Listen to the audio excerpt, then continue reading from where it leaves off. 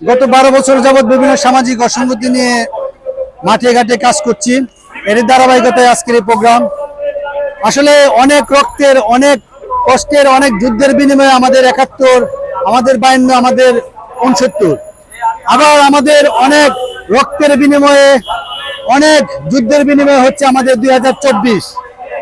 স্বৈরাচার বিপদ গেছে, স্বৈরাচারের দূষররা আছে। স্বৈরাচার এতদিন এই যাবৎকাল আপনার আমাদের এই রাষ্ট্র ব্যবস্থাকে তাদের নিজেদের আস্থা, নিজেদের স্বার্থে ব্যবহার করেছে। তাই আমরা আর কোনো স্বৈরাচারকে এবং আর কোনো সরকার যাতে জনগণের কল্যাণ চিন্তা না করে, দেশের নিজেদের চিন্তা না করে জনগণের কল্যাণ চিন্তা করে সেই ব্যবস্থা যাতে হয়, এই গণঅভ্যুত্থানের মূল উদ্দেশ্য। আমরা চাই সংবিধান সংস্কার করে জনগণের শতভাগ আশা আকাঙ্ক্ষা প্রতিফলিত হোক।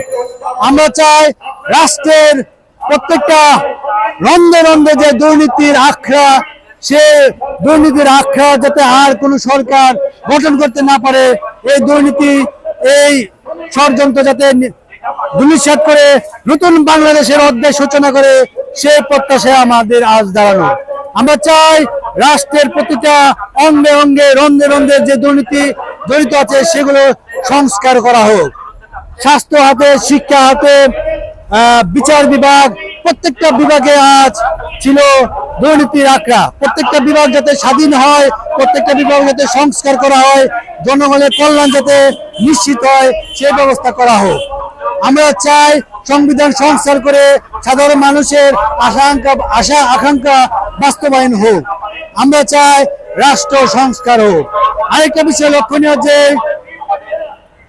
2বারে বেশি প্রধানমন্ত্রী নয়।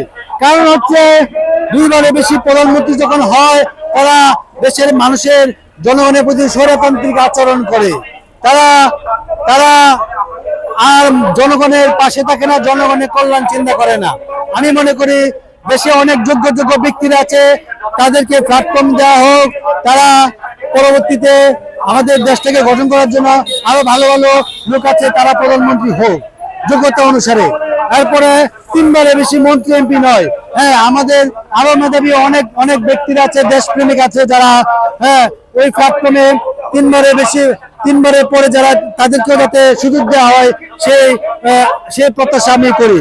কারণ হচ্ছে বারবার একই পরিবার থেকে মন্ত্রী হচ্ছে, বারবার একই পরিবার থেকে এমপি হচ্ছে, প্রধানমন্ত্রী হচ্ছে।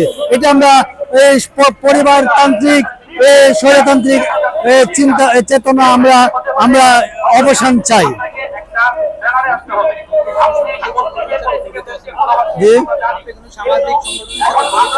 না, আমি এককভাবে আমি বিভিন্ন সামাজিক অসঙ্গতি গুলো তুলে ধরে প্রেস ক্লাব, শাহবাগ, বিভিন্ন জায়গায় আমি এই যাবৎ 12 বছর যাবৎ বিভিন্ন সামাজিক কাজ করে আছি এককভাবে নিজের ইয়েতে। না, আমি কোনো দলের সাথে সম্পৃক্ত নই। আমি নিজে বিভিন্ন সামাজিক কাজগুলো করি। আমি কোনো রাজনৈতিক কোনো প্রতিবাদ করি না, সামাজিক সবকিছু। এটা জনগণের আশা আকাঙ্ক্ষার প্রতিফলনে আমাকে দিয়ে আমি দাবি জানাচ্ছি। এটা হচ্ছে 16 কোটি মানুষের দাবি। ঠিক আছে,